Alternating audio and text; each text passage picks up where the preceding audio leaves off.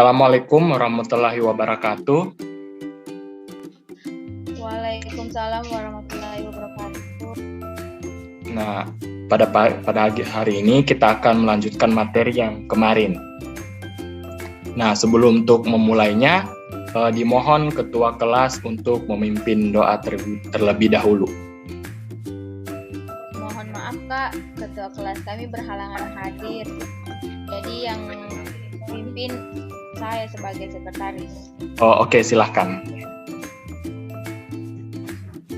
Mari kita berdoa menurut agama dan keyakinan kita masing-masing. Berdoa dimulai.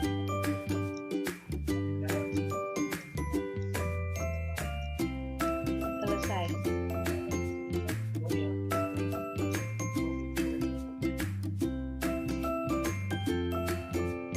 Nah, sebelum memulainya, saya aksen terlebih dahulu ya. Nindi Elsa Palawa, Hadir Kak. Rizky Amalia,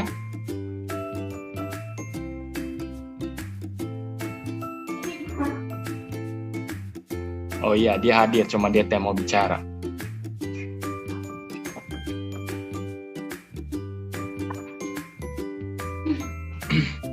Nah, materi pada hari ini yaitu tentang sistem reproduksi manusia. Nah, sistem reproduksi manusia ini, apakah kalian tahu mengapa manusia itu bisa bertambah dari tahun ke tahun? Siapa yang tahu? Iya Kak, bisa diulangi kembali? Itu mengapa manusia itu bisa bertambah dari tahun ke tahun? Mengapa itu bisa terjadi? Karena manusia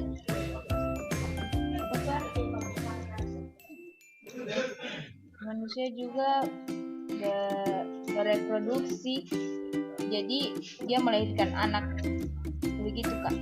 Oh iya, betul. Itulah garis besarnya. Manusia itu bereproduksi sehingga dia menghasilkan keturunan. Nah, manfaat dari kita belajar sistem reproduksi manusia ini, kita bisa mengetahui fungsi dari organ-organ kelamin, serta bisa mengetahui menjaga kesehatan dari organ kelamin kita. Nah, materi yang akan saya bawakan sebentar ini tentang pembelahan sel. Yang kedua itu struktur dan fungsi sistem reproduksi.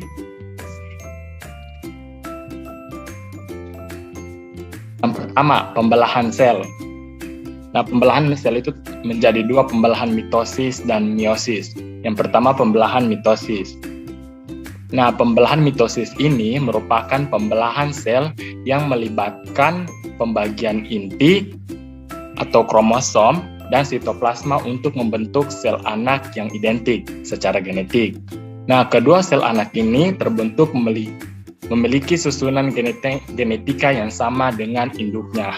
Jadi, pembelahan mitosis ini dia membelah menjadi dua, yang di mana kedua sel anak ini dia sama dengan induknya tadi. Nah, kedua sel anak tersebut juga memiliki jumlah kromosom yang sama dengan induk. Nah, jumlah kromosom yang dimiliki sel anakan adalah 2N atau yang disebut dengan diploid. Nah, yang belum tahu apa itu diploid itu merupakan sel-sel yang kromosomnya berpasangan satu sama lain. Nah, sebelum sel melakukan pembelahan, terjadi fase pendahuluan atau interfase. Nah, pada saat interfase ini, terjadi proses persiapan dan penimbunan energi oleh sel untuk melakukan pembelahan. Ya, menjadi 3 tahap, yaitu fase G1, fase atau disebut dengan gap pertama, kedua fase H atau sintesis, dan fase G2 atau gap kedua. Nah, setelah interfase selesai itu, maka akan dilanjutkan dengan 4 fase, yaitu profase, metafase, anafase, dan telofase. Nah, yang pertama itu profase. Nah, pada fase ini, membran inti mulai rusak, menjadi bagian kecil atau fragmen, benang-benang kromatin menebal dan memendek membentuk kromosom. Nah, lihat di gambar di PPT ini, yang ini adalah kromosom. Nah, kemudian kedua, metafase. Nah, pada tahap metafase ini terjadi penyebaran kromosom tepat di bagian tengah sel. Nah, tahapan ini memiliki ciri khusus yaitu kromosom akan tersusun rapi pada bagian atau bidang ekuator. Nah, ini tersusun rapi pada bidang ekuatornya. Kemudian, anafase. Nah, pada tahap ini, kedua buah kromatid akan memisah menuju kutub yang berlawanan. Pada akhir anafase kedua, kutub sel akan memiliki kromosom yang jumlahnya sama. Nah, ini kutub sel yang dimana kromosom itu jumlahnya sama.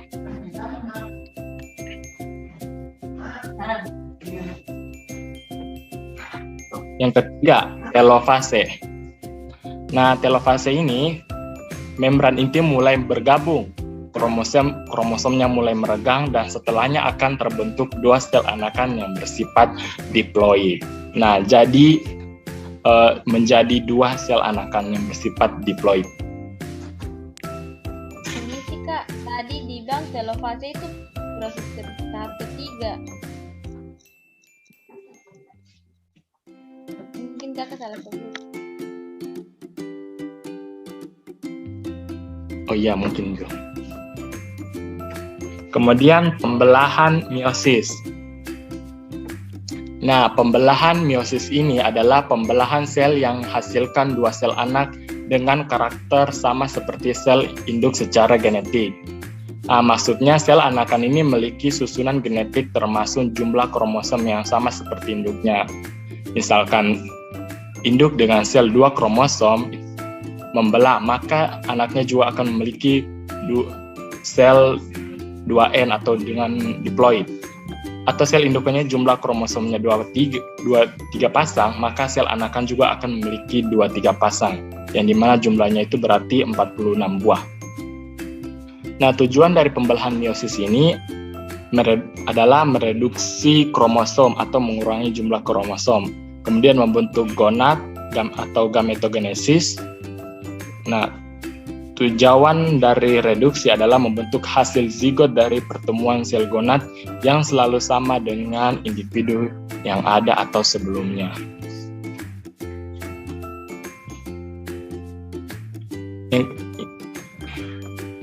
Nah, yang ada pembelahan meiosis 1.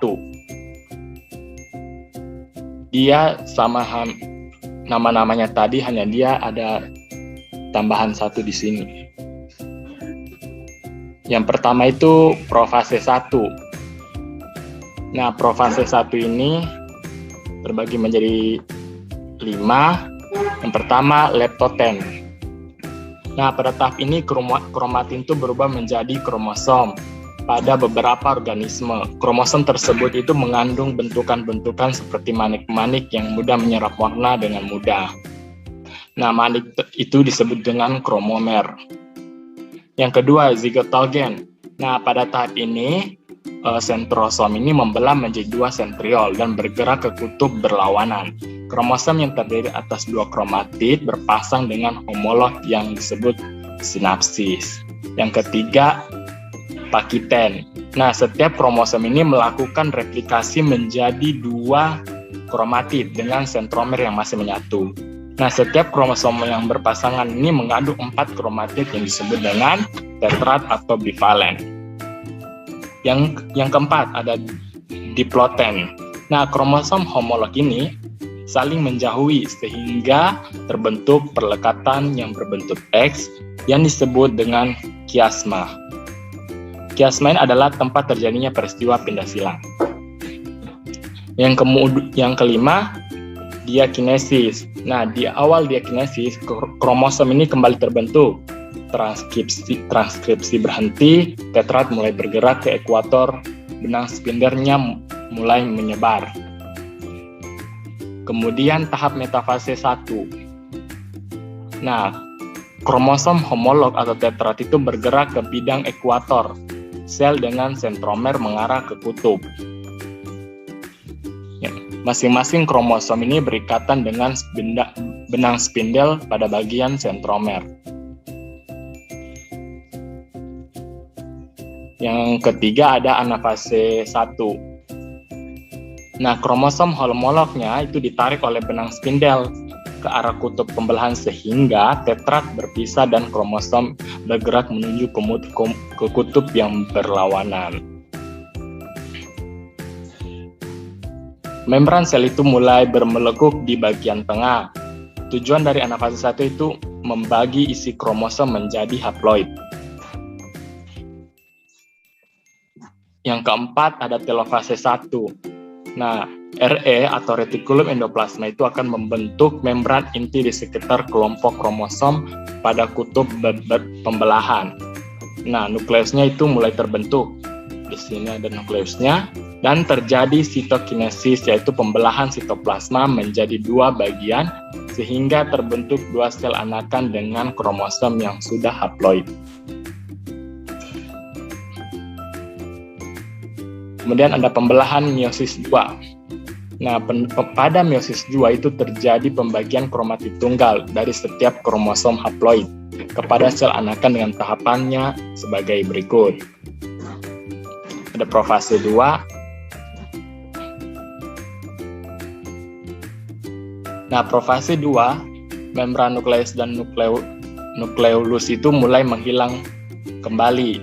Sentrosom membelah dan sepasang sentriol memisah menuju kutub-kutub yang berlawanan, dan di antara keduanya muncul benang-benang spindel yang memancar dari kedua sentriol. Nah, waktunya itu lebih singkat dibandingkan dengan lainnya. Yang kedua ada metafase 2. Nah, setiap kromosom haploid yang berisi 2 kromatid itu tertarik ke bidang ekuator. Nah, terbentuk benang-benang spindel, salah satu ujungnya melekat pada sentromer, khususnya di bagian kinetokor, dan ujungnya lainnya itu membentang menuju kutub pembelahan yang berlawanan. Ada anafase 2. Nah, spindel menarik kromatid menuju kutub pembelahan yang berlawanan. Nah, kedua kromatid itu bergerak menuju kutub yang berbeda, dan pada akhir anafase membran sel mulai melekuk. Dan yang terakhir, telofase 2. Nah, kromatid di kutub berubah menjadi benang-benang kromatin. Nah, membran nukleusnya dan inti haploid itu terbentuk. Kromosom menipis dan memanjang menjadi benang-benang kromatin. Nah, terjadi sitokinesis sehingga terbentuk 4 sel anakan yang haploid.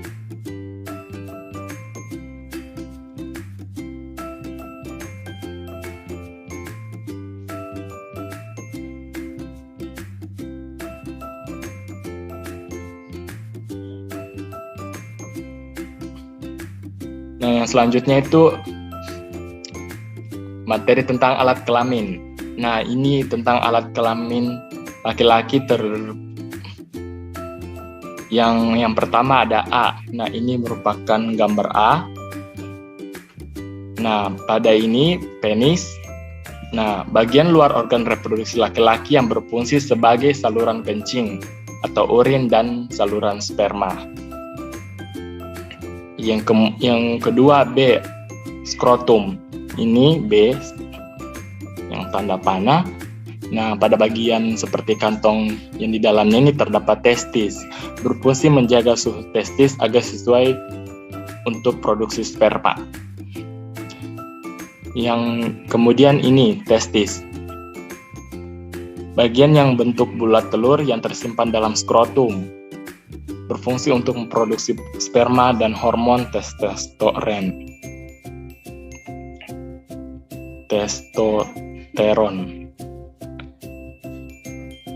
Yang D, nah ini yang ditunjuk di gambar, itu epididymis. Nah, saluran yang keluar dari testis yang berbentuk seperti tanda koma dengan ukuran kurang lebih 4 cm, berfungsi sebagai tempat penyimpanan sperma sementara. Yang E, vas deferens. Ini vas deferens. Ini saluran yang panjang. Ini saluran yang panjang yang mengarah atas dan merupakan lanjutan dari epididymis, berfungsi menghubungkan epididymis dan uretra.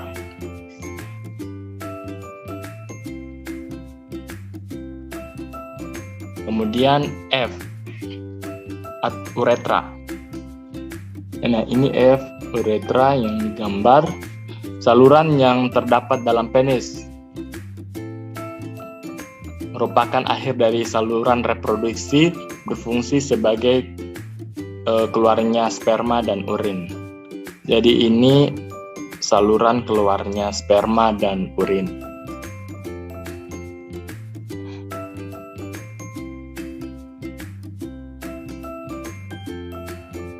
Yang kemudian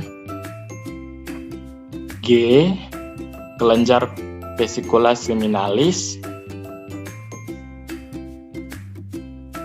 Yang ini bagian yang berbentuk seperti kantong kecil yang berukuran kurang lebih 5 cm yang terletak di belakang kantung kemih, berfungsi menghasilkan zat-zat yang diperlukan untuk perkembangan sperma.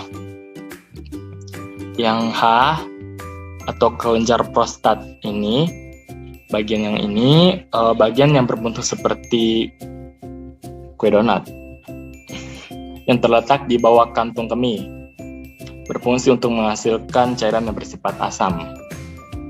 Kemudian yang terakhir ini I, kelenjar Cooper. Nah, bagian yang berbentuk seperti kacang ini yang terletak di bawah kelenjar prostat berfungsi menghasilkan lendir dan cairan yang bersifat basah.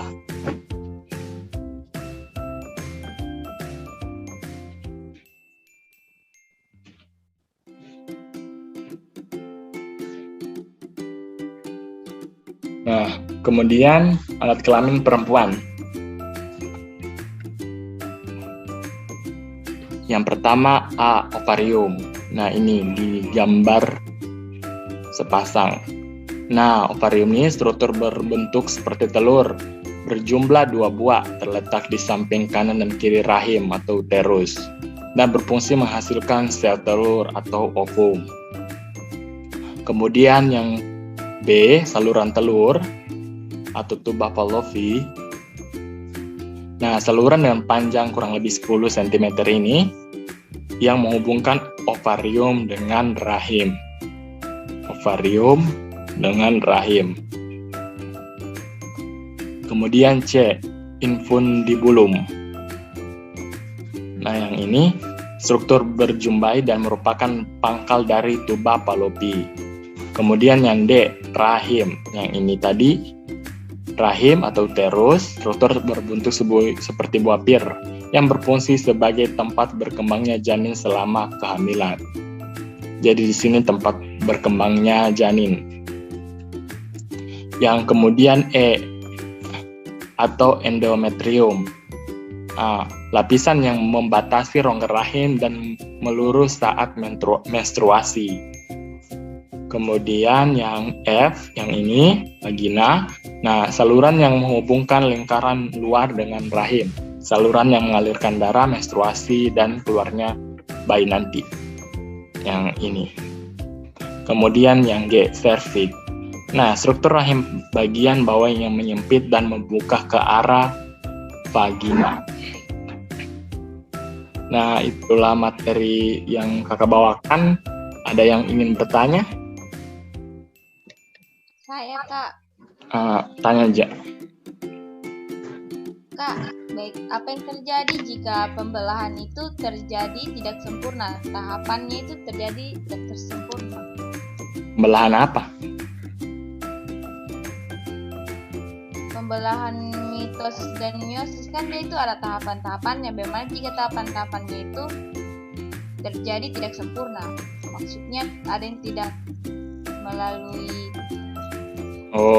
sesuai tahapan begitu, Kak. Kalau tidak terjadi sempurna, maka sel anakannya itu tidak akan terbentuk. Karena memang dia harus melalui tahapan-tahapan tadi. Seperti itu. Walaupun hanya satu yang tidak terjadi di pembelahannya itu, jadi semuanya gagal. Ya, begitu. Baik, ada yang lain? Terima kasih.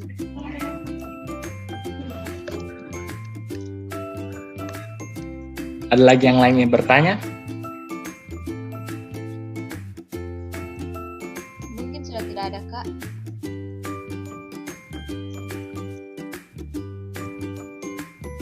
Oke, karena sudah tidak ada yang bertanya, tunggu ada masuk chat. Nih, Kiki mau bertanya. Ya, apa mau yang bertanya apa? Saudari Kiki? Di chat saja, nanti kakak jawab.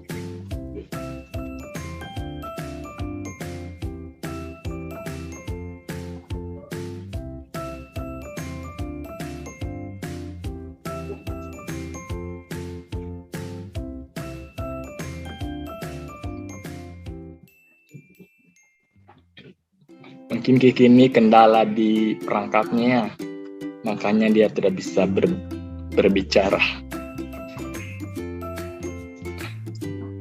Saya belum mengerti tentang fase G1S dan G2.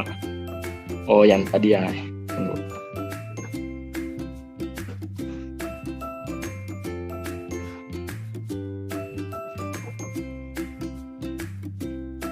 Yang ini tadi. Tahapan interfase menjadi 3, G1S dan G2. Nah, tahapan ini, fase G1 itu merupakan fase pertumbuhan. Nah, fasenya itu berlangsung selama 9 jam dan termasuk fase yang paling aktif. Nah, pada fase S1 itu, sel akan mengadakan pertumbuhan dan perkembangan sehingga selnya bertambah ukuran dan volumenya.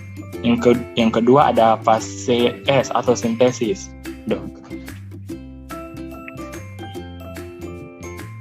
Fase S atau sintesis itu fasenya ini berlangsung selama 10 jam dan merupakan fase pembentukan atau sintesis, pembentukan DNA atau penggandaan kromosom. Yang ketiga, fase G2, fase growth 2 atau fase pertumbuhan 2. Nah, pada fase ini terjadi proses sintesis protein, dan pada fase ini sel siap untuk melakukan pembelahan, dan itu akan melakukan pembelahan yang ini, pembelahan mitosis. Nah, jadi ketiga fase ini merupakan fase pendahuluan.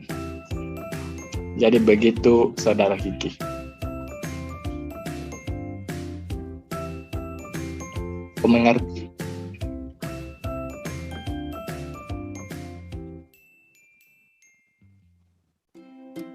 Oke, saya rasa mungkin dia sudah mengerti. Nah, selanjutnya kakak akan memberikan pertanyaan atau evaluasi. Nah, itu evaluasinya akan kakak kirim lewat WA saja. Nanti kalian tulis di kertas, kemudian di-scan, kirim ke WA kakak. Paling lambat itu 2 jam dari sekarang ya.